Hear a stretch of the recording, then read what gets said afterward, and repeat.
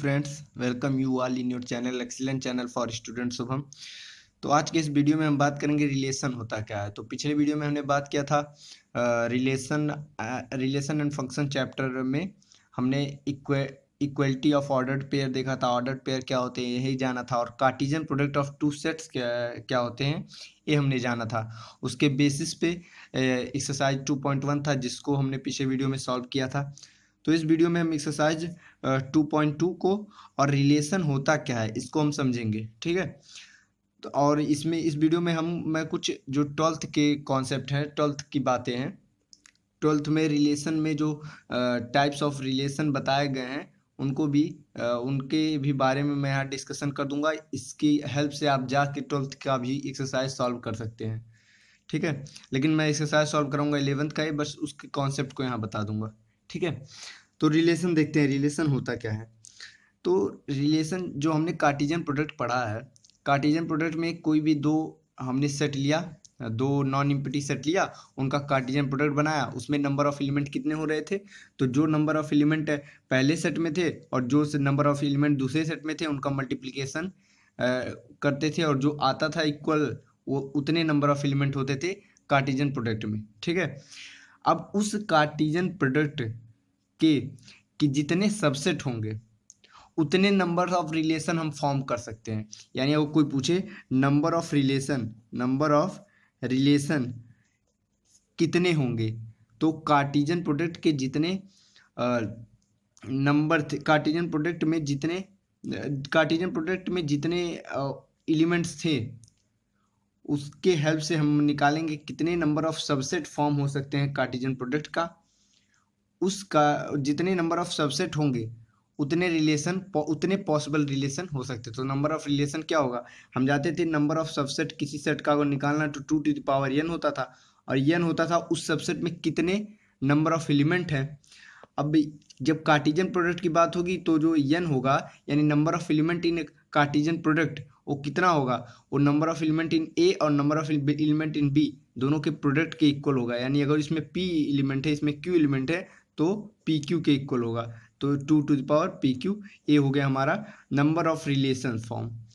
लेकिन रिलेशन होता क्या है, ये तो हो गया कितने रिलेशन पॉसिबल हैं किसी कार्टेशियन प्रोडक्ट से बनने के। तो 2 to the power प्रोडक्ट उस सेट में ए सेट में कितने एलिमेंट है और बी सेट में कितने एलिमेंट है उनका प्रोडक्ट, ठीक है। ये हो गया इतने रिलेशन हम पॉसिबिलिटी है इतने रिलेशन फॉर्म करने की।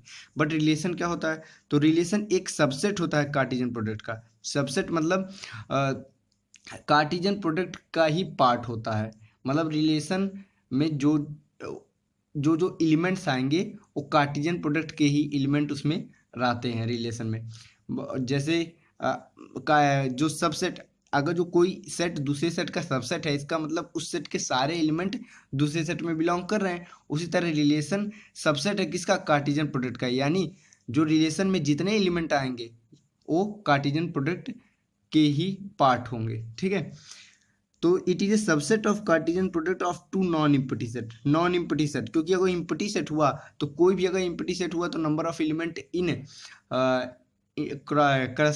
कार्टेशियन प्रोडक्ट कितने हो जाएंगे, 0 एलिमेंट। यानी इनका जो कार्टेशियन प्रोडक्ट होगा अगर एम्प्टी सेट हुआ तो कार्टेशियन प्रोडक्ट क्या होगा, कार्टेशियन प्रोडक्ट में कोई एलिमेंट नहीं रहेगा। तो दो नॉन एम्प्टी सेट अगर हमारे पास है तो सबसेट ऑफ कार्टेशियन प्रोडक्ट, उस कार्टेशियन प्रोडक्ट का जो सबसेट है वो क्या होगा, रिलेशन होगा, ठीक है। वही रिलेशन होगा। If A and B are two non empty set then a relation R from A to B is defined as. देखो आर जो है वो सबसेट है या इक्वल है किसके, ए क्रॉस बी के। यानी जो आर रिलेशन है वो या तो सबसेट होगा यानी इसका पार्ट होगा, या आर जो है ए क्रॉस बी के इक्वल ही होगा, ठीक है। तो R is equal to X s that X is equal to A comma B. यानी इसमें आर में जो भी एलिमेंट रहेंगे वो ऑर्डर्ड पेयर में रहेंगे, जिसमें जो ए है वो बिलोंग करेगा पहले वाले में और बी है बिलोंग करेगा दूसरे बी सेट में। ये मैंने आपको पिछले वीडियो में समझाया था, ठीक है। ए क्रॉस बी जब भी निकालते हैं तो जो ऑर्डर्ड पेयर आते हैं उनका जो पहला एलिमेंट होता है वो सेट ए में होता है बिलोंग करता है, और जो दूसरा एलिमेंट होता है वो सेट बी में बिलोंग करता है। तो देखो यहाँ लिखा है A belongs to A and B belongs to B. अब देखो डोमेन क्या होते हैं, डोमेन ऑफ आर। तो जैसे मैंने आर लिखा, आर रिलेशन बनाया, इसमें ऑर्डर्ड पेयर आएंगे। मान लो इसमें 1, 2, 2,3 ऐसे करके 2 एलिमेंट आए, ठीक है, ये आर हो गया हमारा कोई। अब कोई पूछे इसमें डोमेन क्या है, आर का डोमेन 1 और 2 यही दो होंगे, यानी 1,2 ये क्या हो गया डोमेन, ये 1 और जो 2 है ये क्या हो गया डोमेन ऑफ आर, यानी it is the set of all the first elements of ordered pair R में ऑर्डर्ड पेयर जो हैं उनके जो फर्स्ट एलिमेंट है उनका सेट जो होगा वो क्या होगा डोमेन होगा। यानी जो मैंने एग्जांपल लिखा था R is equal to 1,2 and लिखा था 2,3, तो इसमें अगर डोमेन कोई पूछे तो डोमेन क्या होगा सेट ऑफ जो फर्स्ट एलिमेंट है 1,2, ये क्या हुआ ये हो गया हमारा डोमेन इसमें, ठीक है। उसी तरह रेंज की बात करेंगे तो रेंज होता है it is set of all the second element of the ordered pair in are. अब सेकंड एलिमेंट जितने सेकंड जो है इसमें सेकंड एलिमेंट क्या है 2 और 3, तो इसका जो रेंज हो जाएगा 2,3, ठीक है, रेंज हो गया सिंपली, ये भी डिफाइन हो गया। अब डोमेन हमें पता चल गया, रेंज पता चल गया। अब कोडोमेन क्या होता है, तो कोडोमेन पूरा सेट भी होता है, जैसे मैं कोई दो सेट लूँ, एक सेट ए लूँ एक सेट बी लूँ, इसमें मैं एलिमेंट रखूँ 1 2 3 1 2 एंड इसमें रख दूँ मैं 2 3 4, ठीक है। अब मैं ये बताऊँ इसमें जो रिलेशन है वो डिफाइंड है, जो ऑर्डर पेयर इस तरह डिफाइंड है कि इसमें अगर यक्स रखूँ तो इधर यक्स प्लस 1 होगा, ठीक है। अब देखो अगर जो मैं और यहाँ पे इसका यक्स यानी पहला एलिमेंट जो ए से बिलोंग करेगा तो यहाँ पे यक्स की जगह 1 रखूँ तो यहाँ दूसरा एलिमेंट क्या होगा 1 + 1 यानी 2 होगा, यानी ये रिलेशन में जो आएंगे वो बनेगा 1,2 एंड अगर 2 रखूँ तो 2 के यहाँ क्या बनेगा 2,3 और कोई ऐसा एलिमेंट है नहीं, तो यहाँ से ये हो गया रिलेशन में दो आए 1,2 एंड 2,3, देखो यहाँ पे मैंने रिलेशन लिखा हुआ 1,2 2,3, ठीक है, इससे बना ये रिलेशन बना।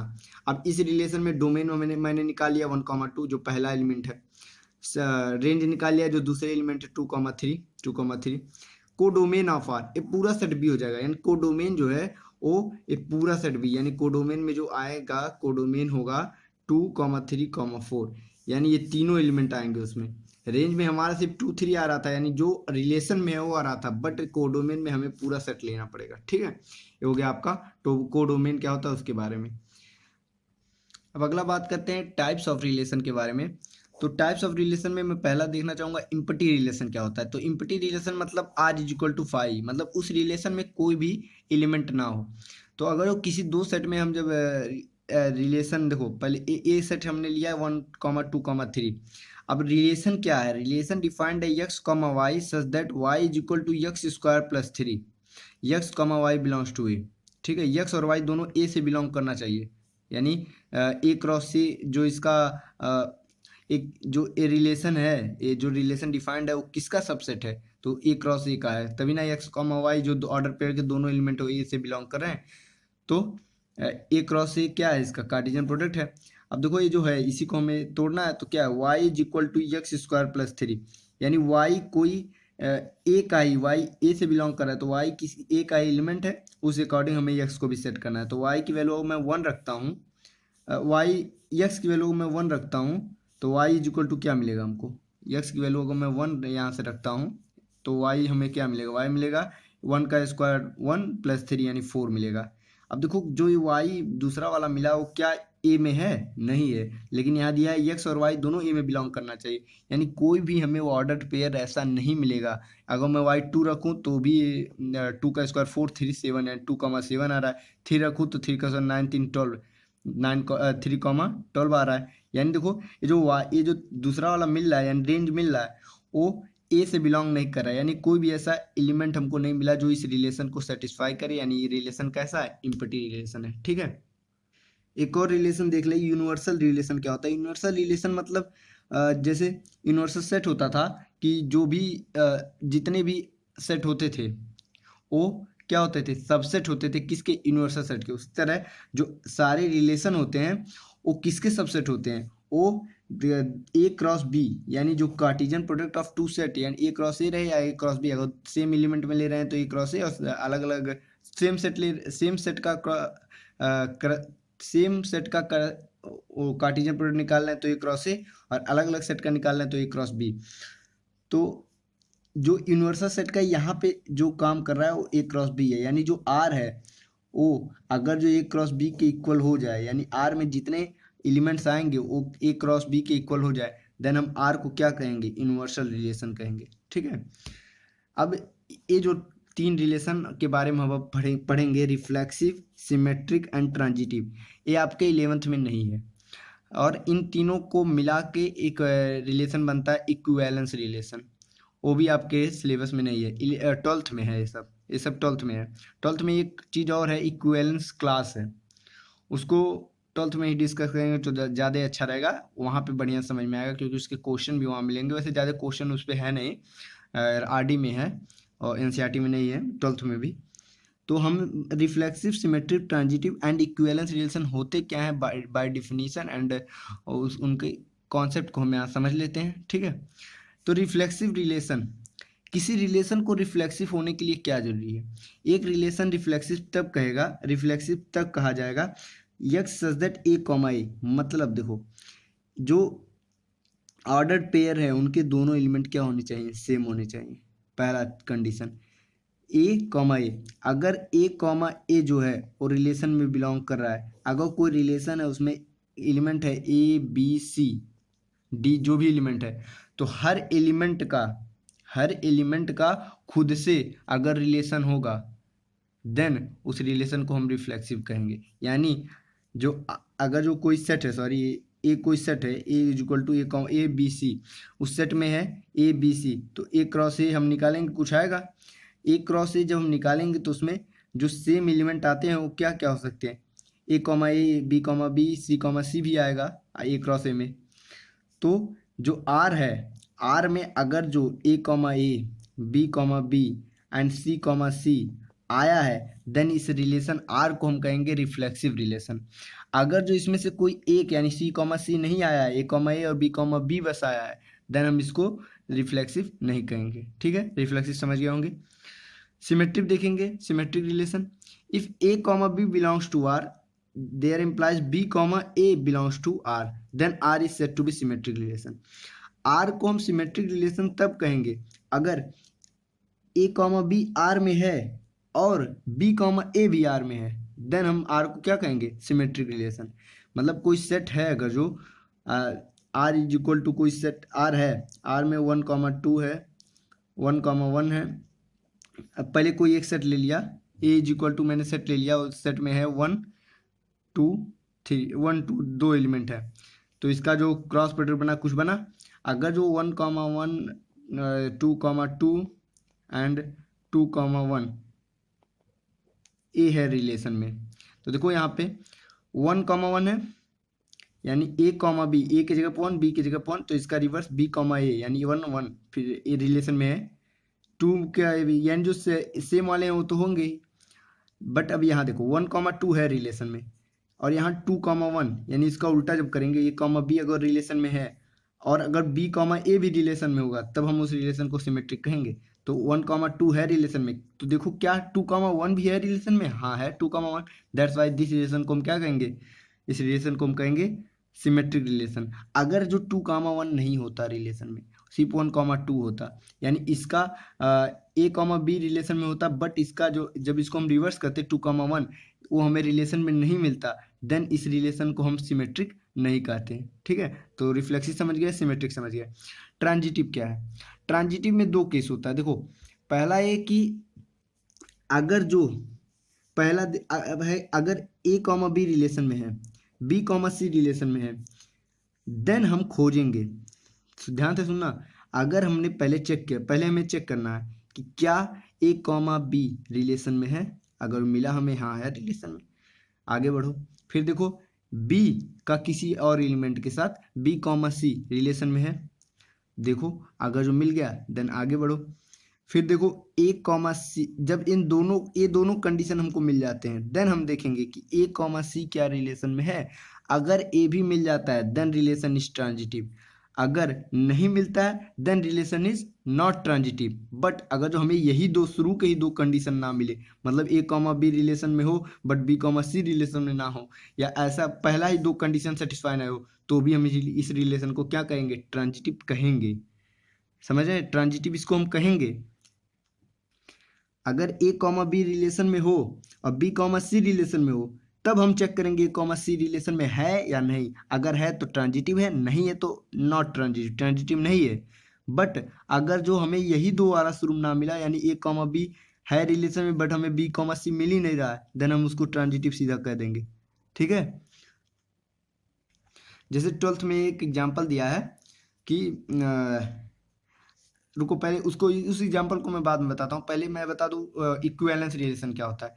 तो अगर कोई relation reflexive, symmetric and transitive, अगर कोई रिलेशन रिफ्लेक्सिव, सिमेट्रिक, ट्रांजिटिव तीनों होता है, देन उस रिलेशन को हम क्या कहते हैं? Equivalence relation. तो इक्विवेलेंस रिलेशन किसे कहेंगे? जब भी कोई रिलेशन सिमेट्रिक हुआ, ट्रांजिटिव हुआ and symmetric, reflexive and transitive तीनों हुआ, कोई रिलेशन सिमेट्रिक भी है, रिफ्लेक्सिव भी है, ट्रांजिटिव है, देन उसे हम क्या कहेंगे? Equivalence relation. ठीक है?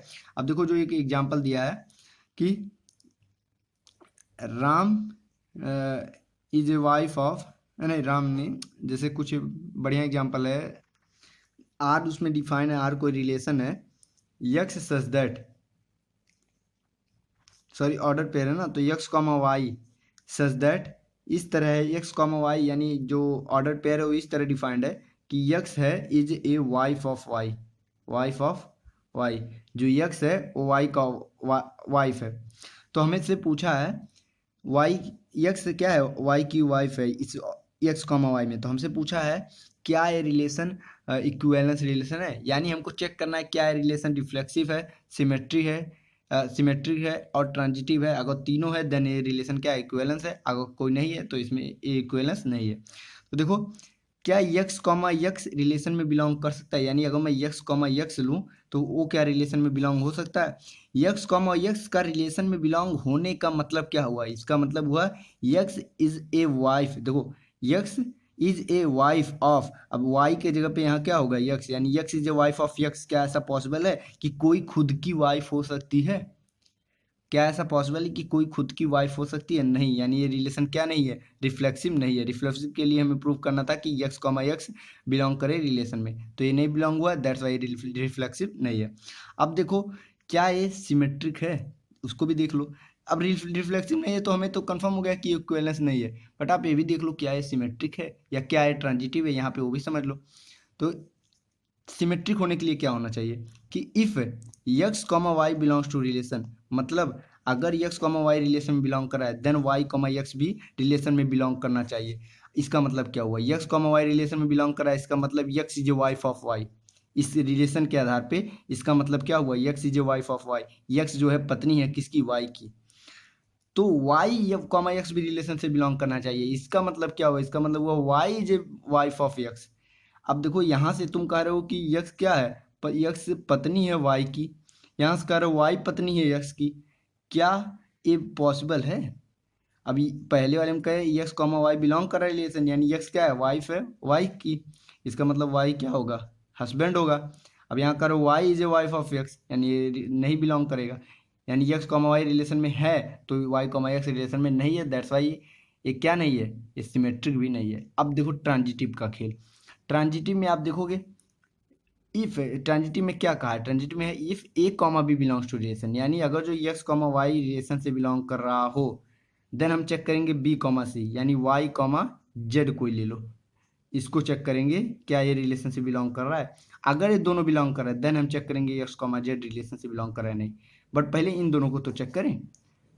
तो पहला चेक करेंगे यक्स कॉमा वाई रिलेशन से है, इस यक्स कॉमा वाई रिलेशन में अगर जो है इसका मतलब क्या हुआ?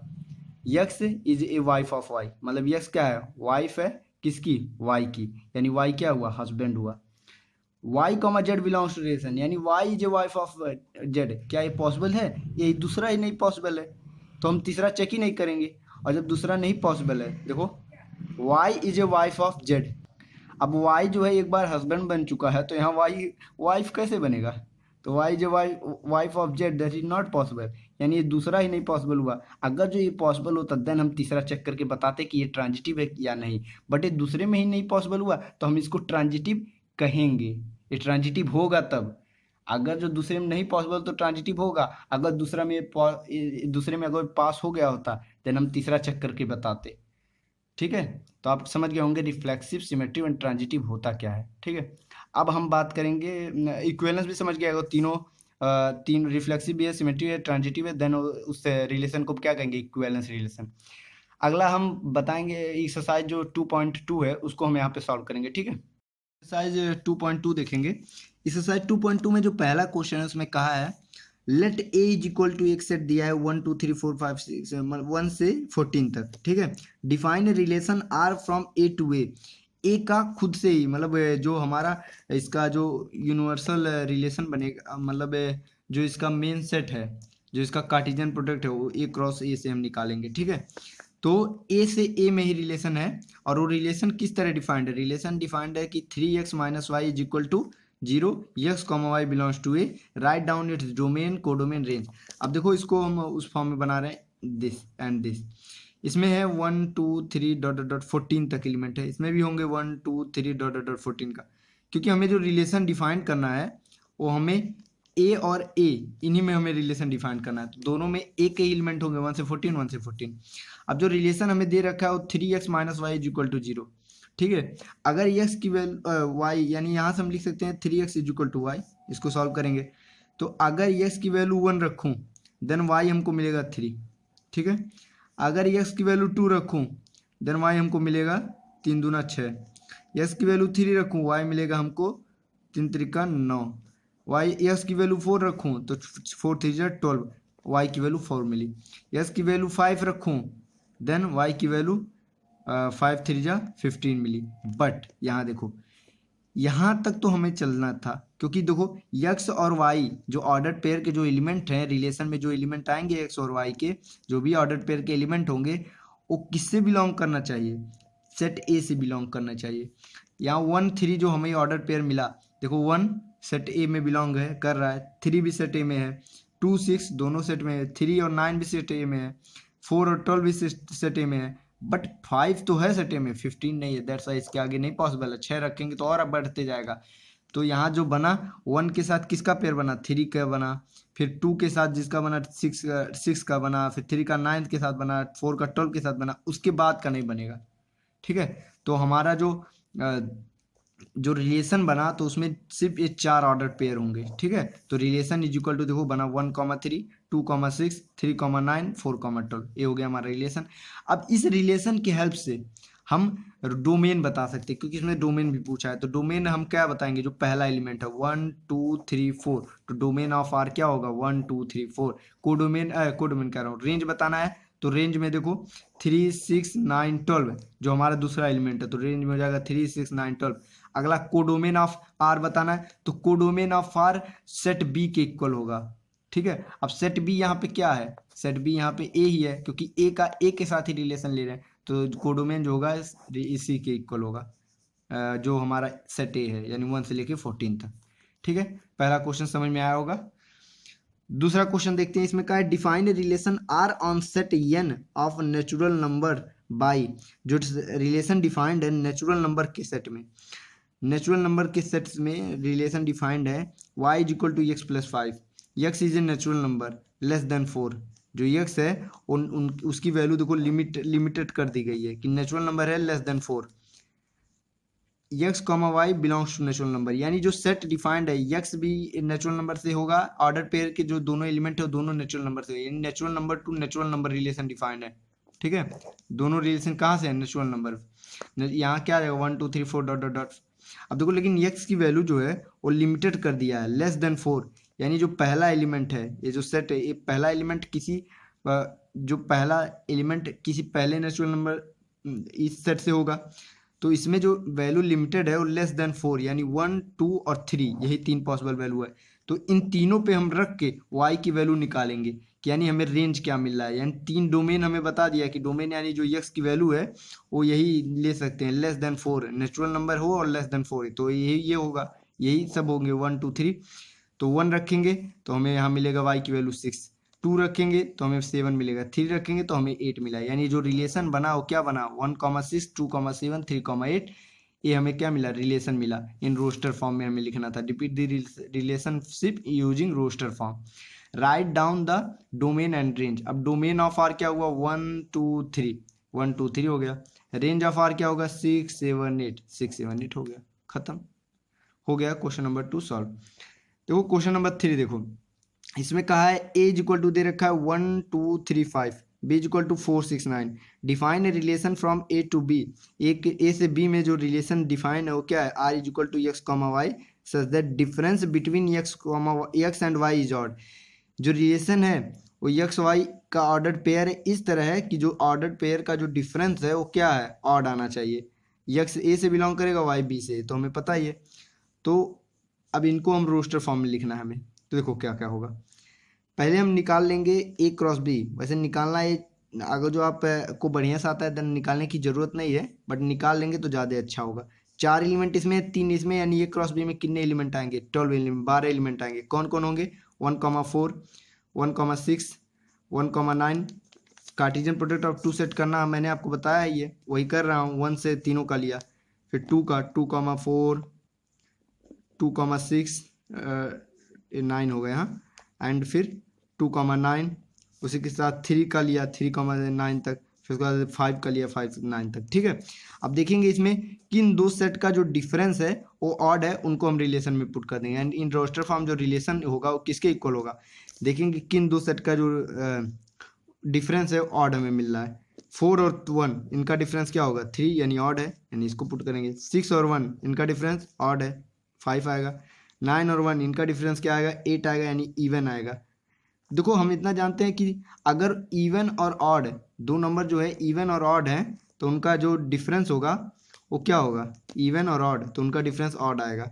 यानी हम देखेंगे किन जो दोनों एक्स और वाई है, एक्स वाई में अगर दोनों में से एक इवन और एक ऑड होता है, उन्हीं को हम रख लेंगे। तो देखो 1,4 रख लिया, 1,6 रख लिया, फिर 2,4 में तो इवन आएगा डिफरेंस, इसका भी इवन आएगा। 2,9 रख लिया, 3,4 में देखो एक ऑड है, 3,6 थे। इसी तरह हम इसी ए क्रॉस बी में से हम चुन के इस रिलेशन को सेटिस्फाई करने वाले एक्स को एंड वाई जो ऑड हो, एक्स और वाई का डिफरेंस जिसमें ऑड हो, उनको हम रख लिए। तो हमें मिला 1,4, 1,6, 2,9, 3,4, 3,6, 5,4, 5,6, ये हमें रिलेशन मिल गया। ठीक है, यही हमें फाइंड करना था रिलेशन को रोस्टर फॉर्म में। रोस्टर फॉर्म में हमें रिलेशन मिल गया। क्वेश्चन नंबर 4 में आपको फिगर बनाया है। देखो फिगर में शो किया है relationship between the P and Q. A set कोई पी है, ए क्यू है, पी और क्यू में क्या रिलेशन शो किया है। Right this relation in set builder form. इसको सेट बिल्डर फॉर्म में लिखना है। तो देखो किस तरह, पहले इस रिलेशन को समझो। 5 है, 5 का रिलेशन 3 से, यानी जो इसमें रिलेशन को इसको हमें ऑर्डर पेयर में लिखना है, मतलब रोस्टर फॉर्म में लिखना है, तो 5,3 हम लिखेंगे। तो कोई एरो बता रहा है कि इसका रिलेशन इसके साथ है, यानी 5 रिलेटेड टू 3, 5,3, 6,4 एंड 7,5।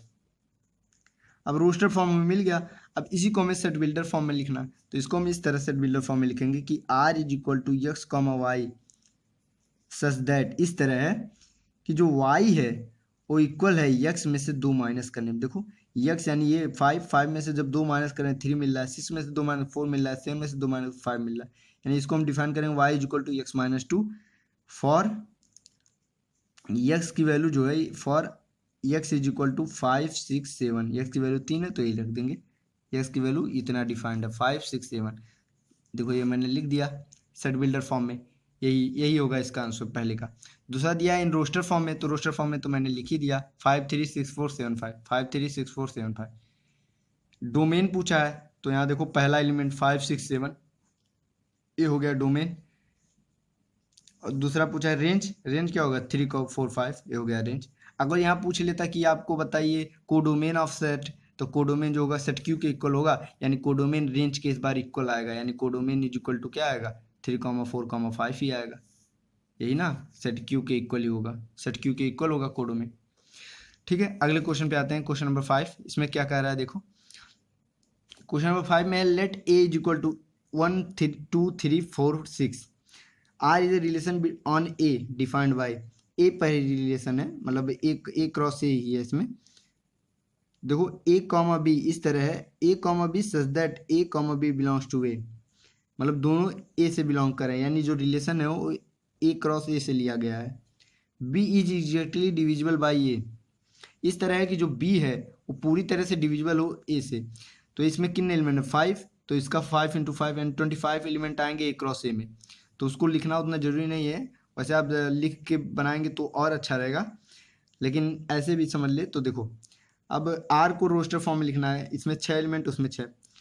अब हमें क्या करना है कि जो पहला है वो डिविजिबल हो किससे, पर इसमें हमें ए क्रॉस ए निकाल ही लेना चाहिए। देखो ए क्रॉस ए जब हम निकालेंगे तो हमें क्या क्या मिलेगा, 1,1, 1,2, 1,3, 1,4, 1,6। देखो यहाँ 5 नहीं है तो 6 है।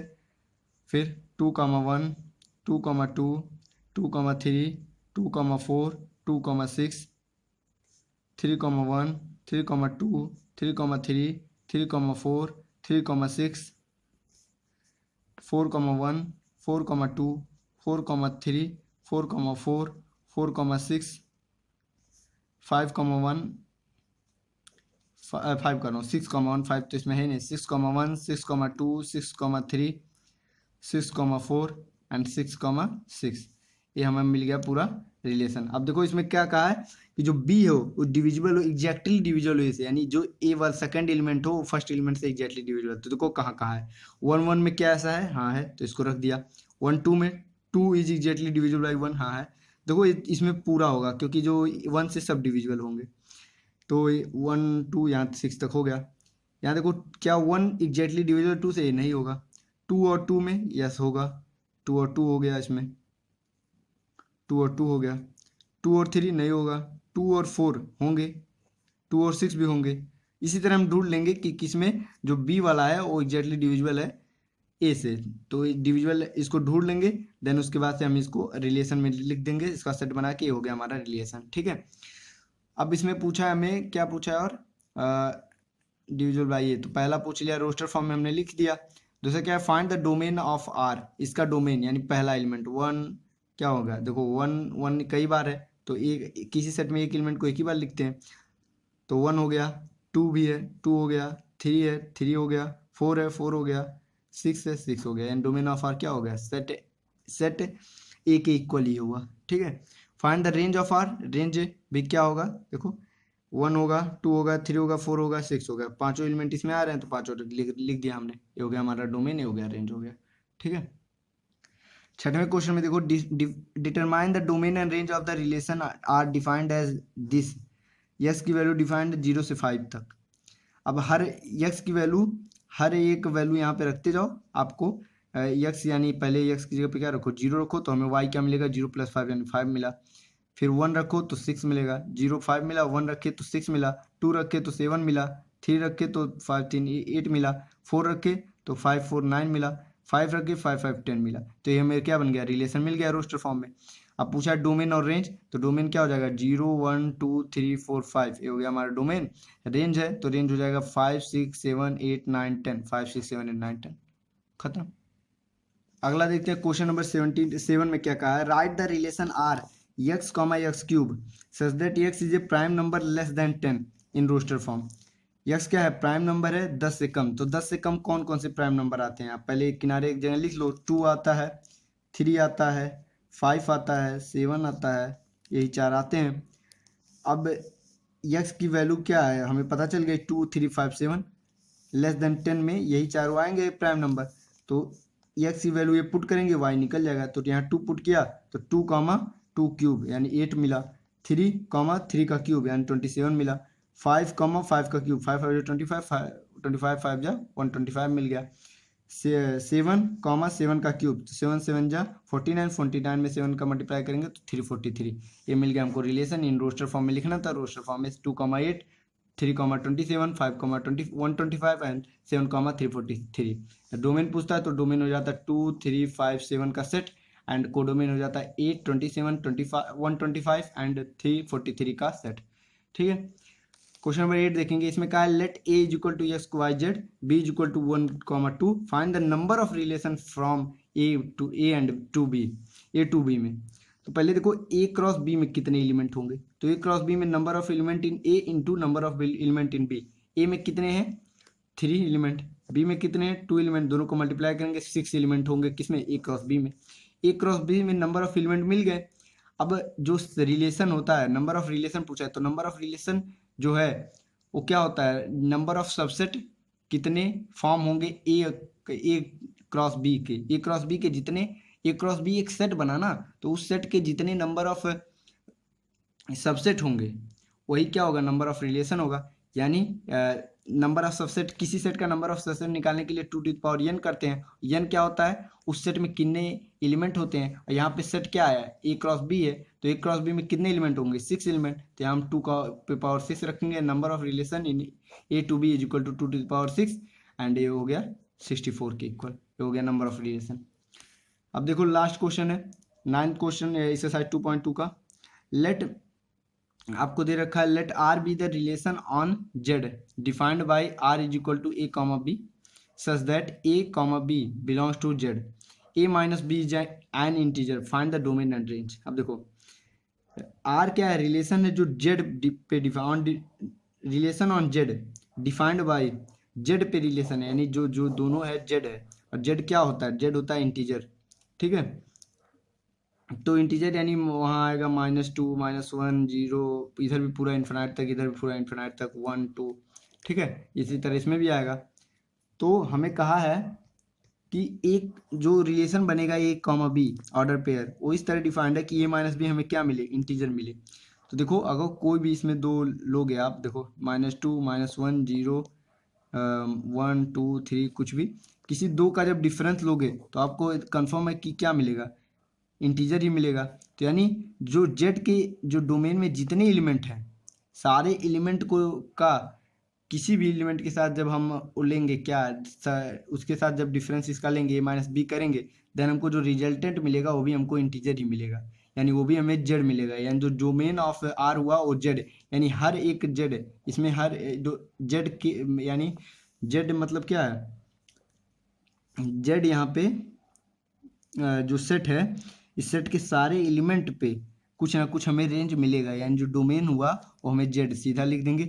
रेंज क्या होगा, हर एक वैल्यू मिल सकता है, नेगेटिव वैल्यू भी मिलेगी, इनका जब डिफरेंस लेंगे नेगेटिव भी मिलेगी, पॉजिटिव भी मिलेगी, जीरो भी मिलेगी। तो जो रेंज ऑफ जेड हुआ वो हमें क्या मिला, वो हमें रेंज ऑफ आर हुआ, इस रिलेशन का जो रेंज मिला वो भी हमें पूरा जेड मिला, ठीक है। अगर यहाँ मॉड लगा देता तो हमें जो रेंज मिलता वो सिर्फ जेड पॉजिटिव मिलता है, यानी हमेशा जो इसका डिफरेंस आता है वो क्या आता है, पॉजिटिव, यानी हम सिर्फ पॉजिटिव वैल्यू को कंसीडर करते हैं, 0 से लेके हम इन्फिनाइट तक जाते हैं, जेड पॉजिटिव यहाँ लगा देते हैं। बट यहाँ पे मॉड नहीं है, दैट्स वाई यहाँ पे पूरा जेड इसका रेंज होगा, जेड इसका डोमेन होगा। तो वीडियो बहुत लंबा हो गया, वैसे भी एक्सरसाइज खत्म हो गया, रिलेशन पूरी तरह समाप्त हो गया है। अगली वीडियो में हम फंक्शन के बारे में जानेंगे, फंक्शन होता क्या है, फंक्शन के टाइप पढ़ेंगे, और फंक्शन बहुत इंटरेस्टिंग चैप्टर है, डोमेन रेंज ये सब बहुत ही इंटरेस्टिंग चैप्टर है। इसमें इसको कैलकुलेट करना, इसको समझना बहुत ही आगे आपको हेल्पफुल होगा, इस पे बहुत चैप्टर आपके आएंगे आगे, ठीक है। तो अगर जो आपको वीडियो पसंद आया हो तो वीडियो को लाइक कीजिए, कहीं भी थोड़ा बहुत अगर डाउट आपको हुआ हो देन उस डाउट को आप कमेंट में लिखिए, मैं उसको वहीं सॉर्ट आउट करूँगा। उसके बाद से अगर जो आप चैनल पे नए आए हैं चैनल को सब्सक्राइब कीजिए, और वो बेल आइकन बगल में होगा उसको दबा दीजिएगा, ठीक है। मिलते हैं फिर अगले वीडियो में, तब तक के लिए बाय।